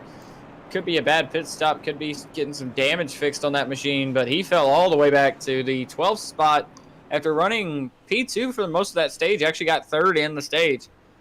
Christopher Lewis going to lead us to the green here. You see him leading the field with Ryan Duke to the outside. Stephen Parrott, your last 2 race winners, together there on the track. Stephen Parrott winning the last 2 races we've had here on the channel. Taylor Butcher Benjamin drove his way back up to the 4th spot. Mario Lapinta is in the 6th spot. Don't know why the camera went to that first, but Logan Hamilton is going to be 5th. Kyle Green will be 7th. 8th is going to be Sean Deal. 9th, Damaris Hickenbottom. And the 23 car of Robert Pattengale will round out your top 10 here as we come to the restart zone. Christopher Lewis leading them for the final stage here. 54 laps, so give or take a few there. Christopher Lewis does not get the great of a jump there. He's going to be swarmed by the P&H racing car. Yeah, Ryan Duke, I mean, with a great jump of Parrott pushing the 111 into turn 1. It's going to be all about who can get clear to second. Parrott, he clears, but he slides up. Ryan Duke to the inside. Inverse of numbers, duking it out for second. Who's going to get to turn 3 first? And that's very satisfying to see an inverse of numbers duking it out there. But Christopher Lewis with a pretty good head of steam now that he's got the car cranked up. Stephen Parrott, though, back up to the 2nd spot, so definitely looking to win tonight. Logan Hamilton in that 4th spot trying to make the outside work. Might actually get the run here on Ryan Duke. Ryan Duke's going to look under his teammate. Ooh, whoa, we got a near contact there. Logan Hamilton going down beside Ryan Duke. 3 wide behind. Yeah, we got 3 wide back here. Taylor Butcher Benjamin making it 3 on Kyle Green almost. Kyle Green drove his way up through the field as well. And again, you see there on the bottom of your screen the battle graphic. I mean, it really is a battle for a second, because that's what we're battling for. But Parrott back clear of the melee, back to where we started. It was Lewis and Parrott trying to chase him down. We'll see, does Steven Parrott have anything on the short run? Again, Parrott, you saw his strength was the long run. So we'll see if he's able to hook anything up, keep it within a decent distance, and on the longer run, maybe have something to say.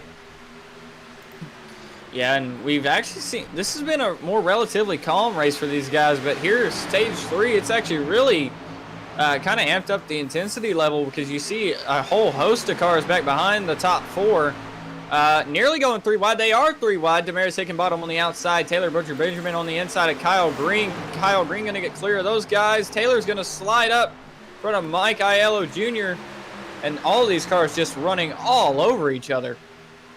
I mean, this is what Kentucky's all about. They again, they had room to be 3, maybe 4, maybe 5 wide.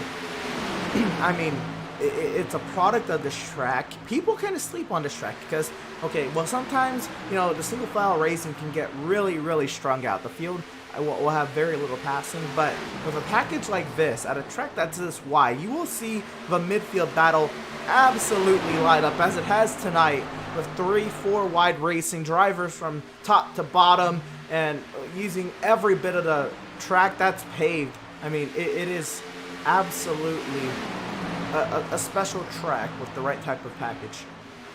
Yeah, and we're seeing a great race so far. Still got 4 cars in contention here. I believe this is actually for the 7th spot on track. Taylor Butcher Benjamin really falling back here on the restart. He restarted 4th. As saw a little bit of smoke there. I believe that could be a car blinking, because it didn't look like we had any immediate trouble. But Mike Aiello Jr., we saw him running the top earlier. He's really gone down to the inside line. Can't really do much down there, though.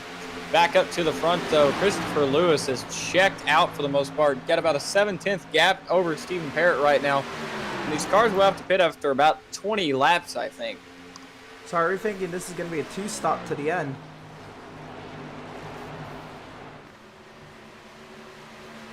I mean, because if they can go about 20 laps, or do you think because even though it was 54 laps in the stage, when we went green, it was about 46, 47 laps. Can you run 23 laps and maybe split it? Are we looking at a 1-stop? I think the way to go is maybe the 1-stop if you can stretch it that far. I'm not sure how long these guys can actually stretch it. Because we haven't really tested anything fuel limit wise, because we don't really know up here in the booth, but we've seen the average cars go about 20 to 23 laps. I think I saw one car do 23 in stage 1. That was actually, I believe, Damaris, who actually stretched it out for quite a while there. But not too sure what the fuel number will be, but Christopher Lewis definitely making sure he has a huge gap when we do get to that fuel number, because he's about 9/10 ahead of Steven Parrott. Yeah, how fitting would it be for a track that used to have a lot of fuel mileage races when it wasn't a stage, wasn't stage racing. Now we have a stage race, and now we could possibly be talking about fuel mileage at the end of this thing. Yep, and if you remember from the actual Cup Series races, these races usually come down to fuel mileage, so we could definitely be looking at a fuel mileage race here in Kentucky. I remember one year, Brad Keselowski said he was going to be like short a lap, or I believe he was going to be short a lap, and you saw Carl Edwards just drastically catch him. I believe it was back in 2015 or 2016, and then on the last lap, Keselowski just put on the afterburner and checked out for the win there. So definitely a fuel game could become a mental part of this race.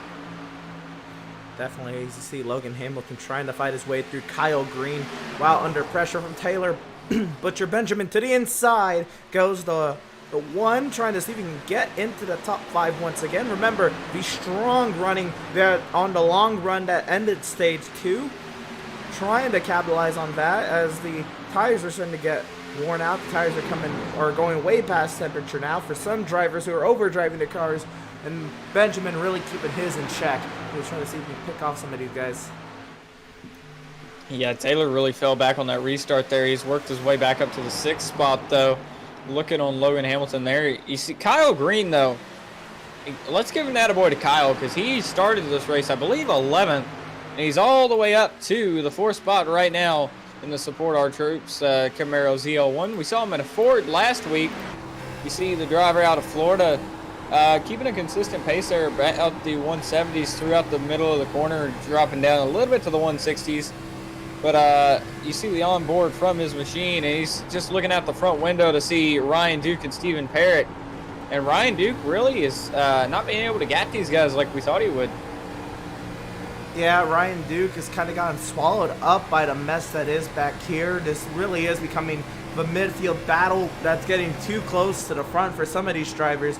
Yeah, Ryan Duke would definitely like to break away from this, kind of lessen the pressure, and try to focus on saving some tires and fuel. Now we are working the 100th lap of this race, so we'll have 34 to go at the line. So it's going to be interesting here soon when we get the pit stop, see what drivers will do. We restarted on lap 86 of this race, so that's already about 14 laps in the books there. And I believe the fuel number you came up with, Emerson, was 23 laps at the most here a few seconds ago. But so we might see pit stops here in the next 6 or 7 laps. Yeah, you have to think, as obviously when these guys pitted, they also still ran about 3 or 4 laps under caution, so they could have been, 1, saving fuel, and 2, just more laps that, it'll say they last pitted at X lap, but then you got to, factor out the laps that they were running at 60 or 70 miles per hour. And, it really is going to be interesting. Maybe these guys, because of the caution, can't make it all the way to a 23 lap green flag stint, so maybe they'll go 21 or 22 and then try to stretch their second one maybe to 24 or 25. It's questionable, but again, these drivers, they're probably gonna have to try anything to try to make it. I can't see a 2-stop winning without a yellow. Well, we do have our first taker. Ryder Schrauf was the first car on pit lane there. Not sure if anybody else has come to the pit lane yet. I don't see anyone, so Ryder Schrauf making an early pit call here. I don't think he'll be able to make it, though, with how many laps we've really predicted. He could know something we don't, but it just seems impossible to me to run that many laps because we aren't even in the 30 to go window. We're just about to get to 31 to go. Right. Yeah, it is. It's going to be a stretch. I think he's banking on a yellow, but again, he's also 3 laps down. I mean, he's just hoping that something falls his way. Yeah, but Christopher Lewis, a man who's been on top of his game tonight, just pulling away from everyone. You can see he's got a pretty good gap there now over the 69 of Stephen Parrott, about a 1.2 second gap. And he is just pulling away at this point. He's driving the race of his life. I know we've said it a few times tonight, but he coined it himself that he's running the race of his life. This is an absolutely stellar performance out of that 111 Asheville Rooftop Bars machine. Back in second place, you'll see the Ham Wallet machine of Stephen Parrott, the black and pink car. Usually it's a gray and blue car for the day races, but the night races we've seen a black and pink car. Ryan Duke behind him in the black and blue B&H Racing machine has actually caught the back end of his teammate now. Yeah, so Mustangs, inverse car numbers. This is in almost inverse colors. You'd think on different ends of the spectrum there. Parrott way up high, Duke to the inside. Can he complete the pass? He'll do so in the center of 1 and 2. Parrott, can he try to get the crossover done? I don't believe he'll be able to. Maybe in the turn 3 he might have something. He peaks down low, just the peak, can't do anything yet. Yeah, I don't think Steven really had to run there, trying to race his teammate as clean as he can right now. But he definitely doesn't want to lose that track position, because if we get a yellow, that could be a big factor in this race. Christopher Lewis has mentioned it in his stage win interview for stage 1, that track position is very key to this racetrack. But right now, I think his pace is just untouchable at this point. He's running so fast. He's running 3/10 faster than the 2 cars behind him. Yeah. And Kyle Green is the first car I see even matchable on pace. Mario Lapinta and Landon Durhold are actually the 2 closest to him in pace out of this top 10. So, really, that 111 machine just putting down a blistering pace. Mike Aiello on pit lane here. One of the early takers out of the top 10. Maybe he can't make it to that lap 23 mark. But this, I think this is 25 to go, so he's going to try to stretch it here. Actually, I believe there's 27 to go. I think it's 27 if I'm doing my math correctly. So it's going to be a quite a stretch. Maybe he'll bank in on a yellow. Yeah. Well, conveniently enough, there is a yellow. Wow. And there's a stop. No, never mind. That's a stop. Logan Hamilton is wrecked on the front straight. Okay, so Emerson, you just had to jinx us. We've done so well to not have a caution tonight. It's like the 98 Kroger 200 all over again. Mention a yellow, you get the yellow. So this will definitely play into the hands of guys like Christopher Lewis and those guys that are short on fuel. They may have to do a little bit of fuel save. But oh my goodness, the 44 clipped the 12 and just drove him into the wall. So that was a hard hit for the 12 car. Going to get another look on board with the number 12 machine. You see the Mountain Dew machine of Logan Hamilton just gets right reared, slammed into the wall, big up into the air, almost like Ryan Priest's wreck last night. You see the car catch so much air. And luckily he still has that reset intact, so he will definitely use that under this yellow. You see his car out the rear. Just gets turned by Sean Deal, I believe that was. Yeah, I believe so. Wow, just a wicked hit. Again, you know, the crashes, the cautions have been few and far between, but man, have been, you know, wicked hits. Right, I'm here with the 44 Sean Deal, and then we'll go back to live coverage of this race here. So to the outside. Oh man, that's rough. I don't want to make a call there. Yeah, that could be a borderline judgment call. Race control might actually have to look at that one. But while we got some time here, let's go over our sponsors for PitStop TV tonight, since we got a little bit of a break in the action here. And we're going to kick it off with the USRA, and I want to reiterate, help this league out, guys. Warren Keith worked so hard to get this league going, so help those guys out. Great group of sim racers, and you won't be disappointed by the content they bring. But they were created with the intent to bring the racing back to the drivers. Their Grand Am Series showcases Daytona prototypes, GT4 and touring cars with the fixed setup race with the intent to have the driver win the race and not the setup. The season kicks off in September with the 2.4 hours of Daytona. And to learn more and sign up, visit them at UnitedSimRacersAssociation.com. So, Emerson, why don't you tell us about permanent makeup in Maine? Right. Well, when it comes to your appearance, you deserve the best care that money can buy. Here at Permanent Makeup and Cryo in Maine, the owner, Ashley Bullier, is a certified micropigmentation specialist who provides professional, safe, and personalized services. If you're looking for the best solutions for your PMU concerns, give us a call today to book a consultation. You can contact us at permanentmakeupinmaine.com or call or text us at 207-358-8683. If you visit our Facebook page, Permanent Makeup and Cryo in Maine, you will see that we do monthly giveaways. If you submit your entry, who knows, you might just win. And lastly, the one who makes this all go around, Whiplash Media, PitStop TV's new parent organization. Whiplash Media specializes in various sim racing resources, including getting your paint schemes on the racetrack. They also help with stream overlays if you need that for your Twitch or YouTube or Facebook streams. And iRacing camera packs if you are an aspiring broadcaster and would like to get involved with us. And more. But Whiplash Media is also working on its presence in real racing, such as photography, social media management, and public relations. If you want to check us out, go to whiplash-media.com. And while the lights are still on here, we just had pit stops there under the break, or under the yellow. Mike Aiello Jr. will be ahead of this group here. I believe he was actually a lap down car due to the pit cycle. But Christopher Lewis still leading this race even after the pit stops. Ryan Duke in second. Kyle Green will be third. Fourth will be Mario Lapinta. And fifth is going to be Stephen Parrott. So we're going to be setting up for a great finish here, it looks like. Oh, yeah, definitely. I mean, Kentucky, again, when you think of Kentucky, if you don't think of the long green flag runs, you think of the wicked wild restarts. Again, how many times have we mentioned how wide this track is? 3 and 4 lanes wide. It's even wider than that.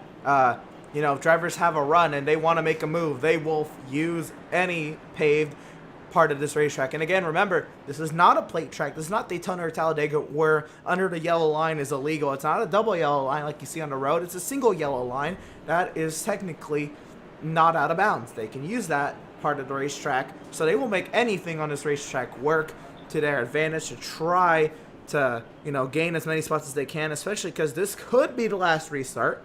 Who knows? But we'll be restarting for about 20 laps to go, 21 to go. This is definitely the one to go. Actually, let's double check. The lights are still on, so we'll at least be restarting with 20 to go. And yeah, who knows what these this restart can provide. Yeah, so all the cars that pitted under that yellow should be able to make it to the end now. I think that will really take the fuel mileage out of the question now. Now the real question is, can Christopher Lewis win this race? Because he has put on one epic performance tonight. That 111 machine just, I don't even know where this has come from, because in the few races he's had with us here on the PitStop TV, he's just had some poor luck. But tonight, he's having a career night just leading this race. I mean, this is definitely a statement win. I think it's a good time to check the point standings to remind ourselves what a situation he is in. You see there, he's well, that would be about quick math here, about 86 points off the point lead. And so a win here, he has yet to win this season. A win here would definitely help his case out at trying to contend for this title. Yeah, you see the two faster cars of the field, though. Stephen Parrott, Landon Durhold, 1-2 there in the points right now. That's a huge point scenario, so we'll definitely have to keep a tab on that later in the running of this race. But Christopher Lewis, if he steals this win, how big would that be for his season? Because we're 3 races to go before the championship decider.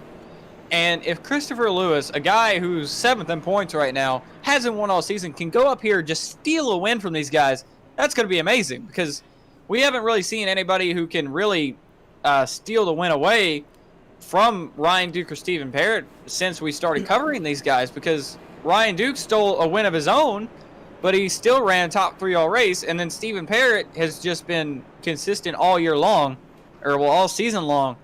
And Christopher Lewis, just out of nowhere, has just put on the afterburners here late in the going. Right, what I think this is going to do, because he said it himself, he practiced 12 hours for this race in one of his interviews. He really wants it. And so, that being said, I think it's going to, you know, motivate some other drivers. If they want to get a win before season's end, they're going to have to put in some work here. Definitely, you know, maybe they've been thinking, you know, maybe you can't really get up there and beat with the heavyweights of Ryan Duke and Parrott. But now seeing Christopher Lewis come almost up out of nowhere, just, you know, putting in some hard work and practice, getting up here and dominating the thing, it might inspire some other drivers to put in some work this week for New Hampshire. Yeah, New Hampshire is definitely going to be a difficult track for these guys. Bringing them down to the restart, though, Christopher Lewis brings them down, and we do want to confirm this would actually be the maiden win for the 111 machine if he can pull it off. Great restart there out of him. 20 to go now here at Kentucky. And Kentucky, being a home for first winners here lately, we could have a new name to add to that list tonight. He's got a great gap down the back straightaway. Kyle Green in third, trying to make his way through the field. Mario Lapinta now up in the battle as well. Yeah, Lapinta, we've been talking about Lapinta a lot in the midfield battle, but now he's up here in the top 5. He's showing some muscle late in this race with 20 laps and coming around to 19 to go. This is when it matters most. Yeah, Mario Lapinta trying to get up here, maybe try to steal that win from Christopher Lewis, but here comes Ryan Duke. He's actually closing in a little bit on the 111, but I don't know if the 111, well, the gaps actually kind of stayed the same there, so Christopher Lewis could just be trying to be easy on his tires, because we have a 20-lap dash here to the finish, and saving those tires will be very key here late in the going. Oh, most definitely. We'll see what kind of run Ryan Duke can get. Again, a lot of people have been able to be up with Christopher Lewis. Not a lot, but a few people have been able to be up here. Not a lot of people have been able to challenge. Again, catching and passing, two different things. And passing is very difficult here at Kentucky. Treacherous turn 3, as they call it, as they go through now, can definitely make or break your race. You see Christopher Lewis get a great run through there. And we have a caution. Sean Deal has been just hammered into the fence. And we're going to have to take a look at that because there is a car on track that could have led to that one because we saw a dead hook earlier. So we will reset it there. And Christopher Lewis is going to have to breathe rather heavy right now. So we're looking at the group here. And, okay, so Sean Deal and Logan Hamilton had nothing to do with this, the prior contact between them. Looked like Damaris got in a little bit high there. And Sean Deal was up there. Sean was having some troubles. But we're being told this actually all started on the front stretch, so we'll have to see what happened really there to lead to all of this, because they were 4 wide there. Okay, so you see Sean Deal coming through turn 2. This is a lap earlier, so we'll see the whole lap here going into turn 3, a lap before the incident. Okay, so Sean Deal actually gets a great run to the outside there. That's Mario Pinza and I believe that's Jeremy Berger. So they're 2 wide here. Logan Hamilton, Sean Deal. Sean Deal looks like he's maybe dropped back a little bit. Oh, he may have caught the wall there. See Jeremy Berger on the outside gets a bad run through there. Sean Deal actually gets a little bit loose. Then he bounces it off the fence, trying to keep control of his car. Gets the wall again. And then just entering the corner, Damaris slid up. And maybe he was trying to give room to the cars below him, but that was a hefty hit for the 44 car, and he might just take him out of contention for this race. Right, remember, both of these guys have been in the caution before, and their faster pairs, again, they're limited, I believe, to 1. Wow, that hit there. But yeah, I believe to 1 faster pair, so it'll be interesting to see how well these cars fare with damage, and hopefully it's not a lot of damage. Yeah, hopefully. Well, Sean Deal had damage from the contact with Logan Hamilton, and you see that car hard into the wall, left side driver's door first. So that could put it into Sean Deal's night, because I believe he actually had damage from the earlier contact with Logan. I believe so. So here he wants one more onboard shot. See him there? He's battling. There's the 46 there. He clears up. The 09 right behind him there. 29 down low as well. Just, tight racing, nearly 4 wide, and whammo. Yeah, we do want to give an update. We do have a penalty under this yellow. It was for Logan Hamilton, a commitment line violation. So send the 12 car to the rear here late in the going. Christopher Lewis, so still leading this race with, I believe, 15 laps to go. Right, and that hurts. Remember, Logan Hamilton was running inside the top 5, and you hate to see it. One of maybe, just maybe, had something to contend, and it's going to be taken away here with 15 laps to go. Not that large of a field, and still time, and if we get a slew of yellows, a lot of time to still be able to make up those positions, but definitely going to put a damper on things, especially here for this restart. Yeah, with just over 10 laps to go here, that's going to be very hard for Logan Hamilton to get back up in contention. Hopefully he can get back up there, though. Should maybe benefit from this, though. I believe there's only 14 cars on the lead lap right now, but Christopher Lewis, man, he has put on a show for us tonight, just absolutely dominating this race. And this is definitely the time you need to start breathing heavy, because about this point of the race, if you haven't won before, this is when you hear every creak and crack you can hear in that race car, and you think a tire is going down maybe, or you think you may have an issue.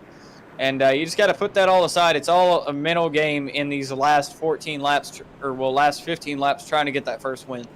And another mental game it has been is just these restarts. Every restart, they've gotten closer and closer and closer and closer to the back bumper of that 111. Who's going to be getting too close is the question. Yeah, I definitely think Ryan Duke could put a sad ending to this great story that's been written tonight. Christopher Lewis writing his own book pretty much for the most part of the night, but Ryan Duke definitely wants to give the villain the ending there, trying to take the win away from him. The number 96 machine, we've seen him strong in the last 3 races, but it's definitely going to be a question whether he can get it tonight, because we've seen him adapt so quickly to every form of track we've gone to. Ryan Duke, if anyone's going to play spoiler to the storybook ending, it's going to definitely be him. Oh, most definitely. And again, looking at the race info, 5 cautions, 24 laps, working our 5th caution. I believe this is only our 3rd caution for an accident on the track, so pretty clean race thus far. 14 laps to go. Hoping to continue that. 5 lead changes, but again, all 5 of those happening in the first stage because of green flag pit stops in the cycle. Christopher Lewis, again, led every, as pretty much, he hasn't been passed on the track. He has led almost every single lap tonight. Yeah, and he's definitely got to hold on for the next 13 laps when they get it at the line here. I believe it might be the 1-to-go signal, so it's going to be a mad dash. 12 laps, might be maybe 11. When we get the line, we will see Pace Truck crosses the line, and lights are out. So we will get a mad dash, 12 laps to finish this one out. Pending yellows, we do have 3 green, white checkered attempts, or maybe it's 2. I don't remember exactly, but it's definitely going to be interesting to see what happens to end this race. I definitely think that Christopher Lewis can get it done, because that man has just put on an absolute clinic so far tonight. Yeah, again, these restarts, they've been hectic, but they've been hectic for second. We'll see. Does anybody have anything for this 111? Kyle Green. Remember, he's been working his way up slowly. He's been middle of the pack. He's wound his way into the top 5. Now he's in the 3rd position, right behind race leader Christopher Lewis. If he fires off with that 111, boy, could we be talking about a battle. Yeah, that's going to be what the key here is this restart. You don't want to be the Jeff Gordon of the restart here. You definitely want to have a great restart. And to confirm, we do have 3 green, white checkered attempts, so anything is possible at this point. But Christopher Lewis definitely wants to have the best restart out of the group here. Most definitely. So, pace cars bringing the field double wide and ready to go. Once again, Cole alluded to it earlier, 14 cars on the lead lap. We have 15 drivers on the track coming off of turn number 4. The restart zone, it's a long ways away. It's not necessarily by the iRacing restart rules. It's by the NASCAR restart rules. And into the restart zone, green flag is in the air. Racing once again in the Bluegrass State. And Christopher Lewis, a great jump right there. Can he get it done? That's going to be the question tonight. The whole pack of these 550 horsepower NASCAR Cup Series machines just swarming behind him. Ryan Duke leading the charge, trying to play spoiler to the storybook ending. Kyle Green is there as well. Stephen Parrott on the outside. Can any of these guys play spoiler? We got a whole gaggle of cars in the back, 3 wide. Mike Aiello Jr. making the top side work on Mitchell Goosens, trying to get it from Taylor Butcher Benjamin as well. And Mike Aiello Jr. might get 3 cars in one straightaway here. He might. Look at Tyler Butcher. He was trying to force it 4 wide to the inside of yellow, a little too high there, entering turn 1. Butcher was on the move on this restart, trying to get anything he can get. Now he looks to the inside of the 29. He'll have the lane choice into turn 3. Can he hold it down? There's another thing. Further back in the pack, Jeremy Berger making an outside move on Robert Pattengale. He's got help from Damaris Hickenbottom behind him. Logan Hamilton slowly dropping back. Maybe an issue with the 12 car. Maybe he just cannot get. Maybe he's been struggling since the penalty was given to him there, that last caution. But back up at the front, Christopher Lewis still pulling away. And Ryan Duke has actually caught him a little bit now. So this is going to be interesting here. Can the 96 get around the 111? He's all the way to the bumper now. He is on it. He is looking any advantage he can get, coming around to 9 laps to go. Single-digit laps remaining. It is go time. No time to lay back. Everything goes out the window. This is your time to shine. Yeah, Christopher Lewis definitely trying to shine tonight amongst all the other race winners this season. And Ryan Duke trying to play spoiler to the storybook ending. We've talked about how good Ryan Duke has been. Can he get the win tonight? because Christopher Lewis has been so dominant. Christopher, at this point, you just got to block, buddy. Pull out all the stops. Try to get that win. Oh my goodness, look at how close he's gonna give a kiss to that back bumper, looking up high. Christopher Lewis, this is the first time he's felt pressure all race long. 8 laps to go. Can he fend the 96 of Ryan Duke off? That 111 still holding strong with the lead. He might need to go to one of the rooftop bars after this race because it is a hefty challenge trying to hold off the 96 and the 69 because here comes Stephen Parrott trying to catch up to these two guys. Yeah, remember, if these two get to battling, he'll be up here. Kyle Green can get into the mix. They've broken away a little bit. Don't forget about Mario Lapinta if something happens to the top 4. Honestly, I don't wish for a caution, but that might be best case scenario for Christopher Lewis because Ryan Duke is all over the back bumper of him. Yeah, and if we get at this rate, we would get a green-white checkered, so that might be best case scenario for the 111 if it does happen. Yeah, if we can get another great timed restart and, you know, have everybody's tires to go through another heat cycle, it would definitely play out to his benefit. At least it shows that it would on the rest of the restarts tonight, but Ryan Duke just piling on the pressure. How long can he afford to wait behind a 111 before finally pouncing? I don't know. We might see the Timmy Hill bump and run come into play because Ryan Duke's kind of sending it on the entry of the corner there. You see him all over the back bumper of the 111. Christopher Lewis still holding strong, trying to get that first win of his career here, and he's doing it in epic fashion. Yes, sir. What is if this is really 5 laps to go? Oh, the block! Duke had what a move to block that! He had a fender to the inside, but Lewis was not having any of it. Now Duke's got to regroup and not get overtaken from the 69 of Parrott. Chris Lewis wants this race just about as bad as I want to win at my own home track. He is driving the race of his life, trying to drive the wheels off of it. Coming to 4 laps to go as we hit the line. Yeah, business is picking up, and again, it's the top 4. Anything can happen. Anything just will happen in racing. And I think he could definitely do it. He's had the strongest car all night, the 111 Asheville Rooftop Bars machine, coming through turn 3, about to take the, about to cross the stripe for 3 to go this time. And if he keeps making blocks like that on Ryan Duke, it could just pay off for him in the end because that almost killed Ryan Duke's momentum. Right, if he's got to do it at a good time, though. He can't, you know, have too much of a fender to his inside, or he's just gonna get straight up dumped. He's got to, you know, keep it smart, keep it smooth. Listen to the spotter. Don't let him get too far to your inside. The battle for third is really picking up between Kyle Green and Stephen Parrott. They're starting to less focus on what's in front of them and more focus on each other, which could in turn maybe just help out Ryan Duke at just kind of focusing on his 111. 2 laps to go, 3 miles left from the Bluegrass State. Christopher Lewis has led every single green flag lap that was not during a pit cycle. He has pulled off probably one of the strongest. Oh, Ryan Duke's in the fence. That might have just gave everybody's in the fence. Out to the win. On the battle for third. Oh, for third. Very hot. Christopher Lewis is going to get the white flag here this time. Here comes Christopher Lewis. The Carolina native takes the white flag. Can he do it? Can he get his first win? Leads him through turn 1. The 111 Asheville Rooftop Bars Camaro ZL1 1LE. One of the strongest cars all night. Here comes Ryan Duke, though. All over the back bumper. Can he get there in time? Will he throw a send into turn 3? I don't think he can do it. Heading out of turn 4, Christopher Lewis. The madman is gonna do it. Christopher Lewis will win here in Kentucky.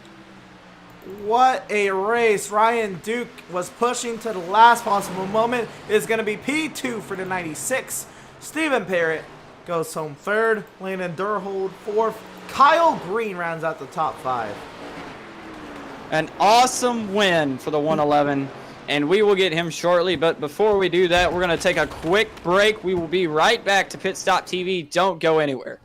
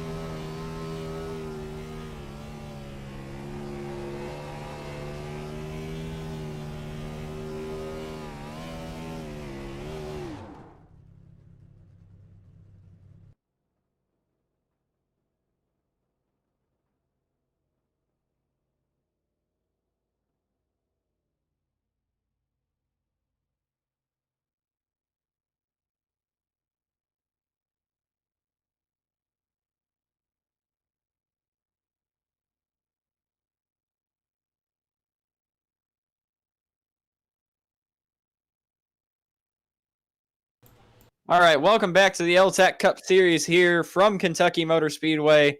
And Christopher Lewis, just pulling off an epic first win. How'd you do it, my man? I practiced. They, not gonna lie, they kind of picked on me during the week in the group chat a little bit. Kind of lit a fire under me, and all I wanted to do this week was win the race, and I did. Well, you certainly did it in a dominating fashion. I don't think a single car passed you on the track at all at any point during the green flag runs except for pit cycles. But what was really the game plan when you were practicing this week? Was it just consistently getting lap times down or just tire management? It was learning everything. I'm not normally up here, so I literally practiced pit stops for 2-3 hours. I practiced restarts. I mean, I've practiced everything, and putting it all together, this was an amazing race. I don't know if I'll ever do this again, but this feels amazing. Well, it was an awesome performance tonight, and it was definitely awesome to see the 111 take the win there. I was kind of pulling for you up here in the booth because it looked like Ryan Duke was breathing heavy down there. Take us through that block going into one because that almost got a little bit sketchy. Yeah, I'm not gonna lie. I thought that was the end of it. I thought for sure I wrecked myself, but I knew I had to do it because if not, he was gonna get on the inside of me.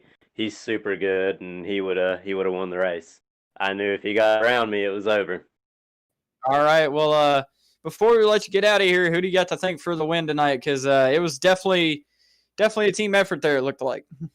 It definitely was. Really, AJ Stravato for helping me learning the lines. Damar Sickenbottom, Landon Deerhold, Asheville Rooftop Bar Tours, and TI Racing. I really want to thank them. And if Bobby Hamilton Jr. is watching this, who's slow now?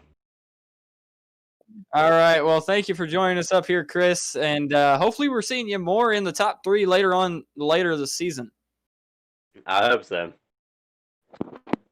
All right, so that was race winner Chris Lewis. We're going to get second place man who is standing by Emerson Ardon right now. That's going to be the number 96 of Ryan Duke. Sir Ryan Duke, do you have a copy? Yep. All right, so close but no cigar. How was it just battling that 111, trying your hardest lap after lap? I should just put the bumper to him instead of trying to be, nice. I don't know. He threw a block in front of me in turn 1, which is fine. But I don't know. He was fast all night. I didn't think I had anything for him until the end there. I was catching him, but it is what it is. Well, if you didn't think you had anything for him, what do you think you did differently on that last restart than maybe earlier in the race? What adjustments did you make to the car? What adjustments you could make to the car to try to get any inch you could on that 111? Well, at the beginning of the race, I'm not used to racing stage races, so I'm used to running out the laps. People started pitting at lap 25. I'm like, okay. So I went in. I figured it was going to be, I don't know. I figured it was going to be a 40 lap, but then I was like, okay, we can only make about 30 laps on fuel. So everybody pitted at lap 25. Basically then I was just riding. And then towards the end of the second segment, I'm like, okay, I'm going to give it some more. And then at the end there, I just gave it all I had. Right, I know I'm asking you kind of a lot about this 111, but it looked like he got away a lot on the restarts. Do you think another restart would have been able to help you, or would have maybe hurt your chances more at trying to snag that 111? Well, the restart, I mean, he jumped me on the restart. I'm not saying he jumped, but he pulled me on the restart there, and I caught up to him, and I had a couple laps where I was going to pass him, but he threw the block on me twice. And if I could play it different, I mean, I wouldn't have. If I caught him with like 2 laps to go, after what he did, I'd probably just put the bumper to him and try to get by him as clean as I could, because he wouldn't let that bottom go. So, yeah, I mean, he ran a hell of a race. He was fast all night. Right. All right. Now back to you. This is your interview. Second place finish, not what you wanted, but still a great outcome. Having a lot of momentum here in this chase. Well, what's the plan here for these final 2 races, and how you feeling? Well, I'm not in the chase, but ever since I've been in this league, I've been top 5, top 3 pretty much. I haven't finished farther than 3rd. So I mean, I'm just gonna keep digging. Honestly, I don't even know what track we're running next week. You guys know? I believe it's New Hampshire. New Hampshire? Okay, I'm pretty good at short tracks. There it's gonna be a lot of tire wear. I have a feeling there's gonna be a lot of wrecks. But I don't know. We're just gonna keep digging. Well, right on. Hard-fought race. Definitely one of the hard charges tonight. Congratulations on the 2nd place finish, and good luck to you next week at New. Oh, one more thing. Sorry. Do you have anybody to thank for your 2nd place finish tonight? The whole B&H team. I'd like to thank you guys for broadcasting this and L-TAC. All right. Sweet deal. Thank you, as always, for your time, and congratulations again on your 2nd place finish. Yeah, I appreciate it. All right. Well, so that was Ryan Duke, your 2nd place finisher tonight, but we're going to get his teammate up here. Stephen Parrott, you got a copy?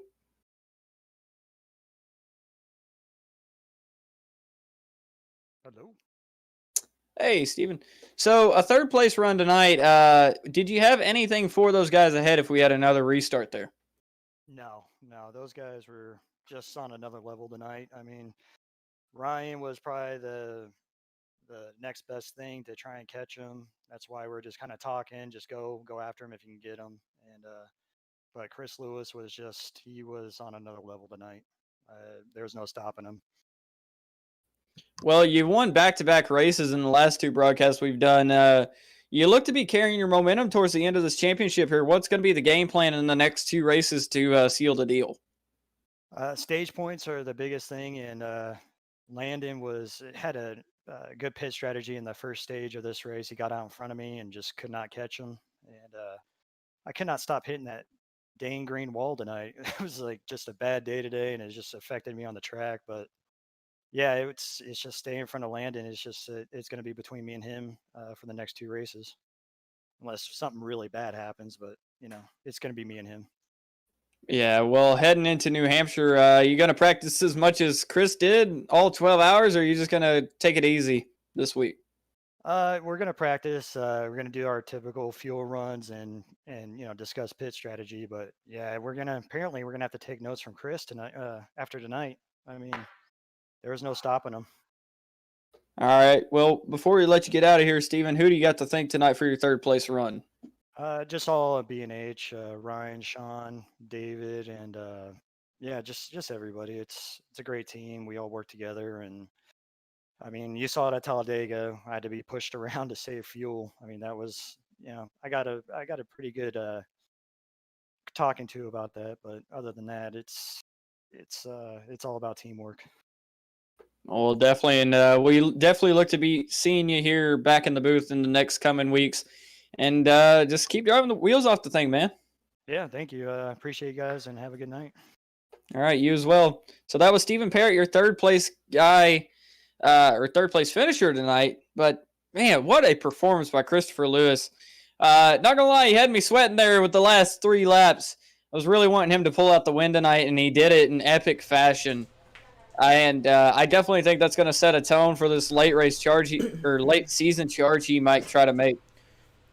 Right, it definitely is going to have a lot of motivation heading into the next few races. Now, of course, his championship competitors didn't finish too far down the order, and that's not going to help him out too much in the points. But speaking of which, let's go ahead and take a look at the results here. That's right here, your top 10. Christopher Lewis obviously winning the race. Ryan Duke 2nd. Stephen Parrott 3rd. Landon Durhold 4th. Kyle Green 5th, Mario Lapinta 6th, Taylor Butcher Benjamin 8th, Tyler Butcher Benjamin 7th, Mike Aiello 8th, Jeremy Berger 9th, and Logan Hamilton will round out the top 10. And going through the rest here, you got Mitchell Goosens in 11th, Damaris Hickenbottom in 12th, Robert Pattengale brings it on 13th, Sean Deal, the last of the lead lap cars there, in 14th, Ryder Shrouf, we talked about his struggles earlier in the night, comes home 15th. David Preston, after that hard lick into the fence, gets 16th. Kavaja Holt is going to get 17th. Bradley Walters, who was not who is unfortunately ineligible to run, is credited with 18th, and Lauren McFadden will finish 19th tonight. But as we wrap up here from the Kentucky Motor Speedway, we first got to go through our sponsor. That way we can have the lights on and plenty of necessities that we may need up in the booth. And we're going to start with the USRA. The United Sim Racers Association was created with the intent to bring the racing back to the drivers. Their Grand Am Series showcases Daytona prototypes, GT4, and TC cars with fixed setups with the intent to have the driver win the race and not be based on the setup. The season kicks off in September with the 2.4 hours of Daytona. And to learn more and to sign up, visit them at UnitedSimRacersAssociation.com. And I definitely want to urge you guys watching the broadcast right now, go check these guys out. Go support their pages because Warren Keith works his tail off for this. And it's definitely going to show in the fruits of his labor here once they get up and rolling. But Emerson, tell us about Permanent Makeup in Maine. Well, when it comes to your appearance, you deserve the best care that money can buy. Here at Permanent Makeup in Cryo in Maine, the owner, Ashley Bullier, is a certified micropigmentation specialist who provides professional, safe, and personalized services. If you're looking for the best solution for your PMU concerns, give us a call today to book a consultation. You can contact us at permanentmakeupinmaine.com, or you can call or text us at 207-358-8683. If you visit our Facebook page, Permanent Makeup and Cryo in Maine, you will see that we do monthly giveaways, and if you submit your entry, who knows, you might just win. And this would not be possible at all without Whiplash Media, PitStop TV's new parent organization.